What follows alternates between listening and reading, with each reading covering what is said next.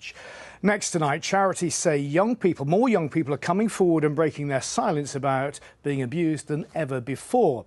In the UK, it's estimated that 500,000 children are sexually abused every year. In Yorkshire, out of every 1,000 children, 6 are identified as being at risk of child sexual abuse, which is the highest rate in the country, according to the Department for Education. But just 1 in 8 of those facing abuse will come forward at the time. The majority coming forward years or even decades later. Charities say this means that those working with young people need to be specially trained so they have the tools to help survivors when they come forward. Beth Parsons takes up the story.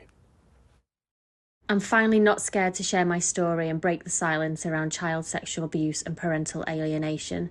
You were a child who needed to be heard, and now you can make that happen. We should focus on challenging society's cultural silencing of survivors. I may never fully forgive what happened to me, but acceptance means that my experience does not define who I am today. The words of people featured in Victorious Voices, a photography exhibition at today's one-day conference, Breaking the Silence. I was unable to say I'm a survivor of child sexual abuse. It was very, very hard for me to say those words. Sophie runs the survivor-led non-profit organisation Flying Child.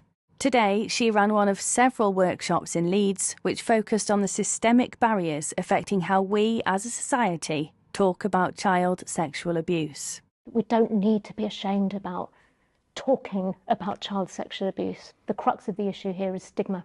If we can't talk about child sexual abuse, that is going to extend into professional settings, and it does extend into professional settings. We all as a society have the potential but to be able to really support a child sexual abuse survivor. Any one of us could receive a disclosure at any point, and we all are able to manage that and to manage it well, but only if we talk about it. The biggest way to open the door for survivors is put posters on the wall. It is a good thing that we are seeing more disclosure. That's hope. And what we're seeing is more and more 20-year-olds coming forward in all sorts of contexts, but increasingly also in higher education. They're not disordered, they're not damaged, they're not irreparable. They're just kind of waiting for the right safe places to come forward. So it's just need people who are really skilled and experienced to come alongside you to help you feel safe enough to do that. Not everyone here has experienced sexual abuse. Students and people in the education sector came to learn about how best to support people if and when they want or need to come to terms with their trauma. At university, we've noticed today different presentations that might arise, so I now know what I can look out for as well when I'm seeing those students come through the door. A lot of education establishments, full stop, haven't a clue about trauma-informed practice. And if they have, they don't want to talk about it. We want students to feel safe and comfortable to share, and I'm trying to sort of roll out training across our organisation really about how we create that more comfortable environment. So this really matters and it's really relevant to my work at the minute. We're forgetting icebreakers, we're forgetting group work, we're forgetting games and we're forgetting role play. Undeniably, the ultimate goal is to stop child sexual abuse altogether.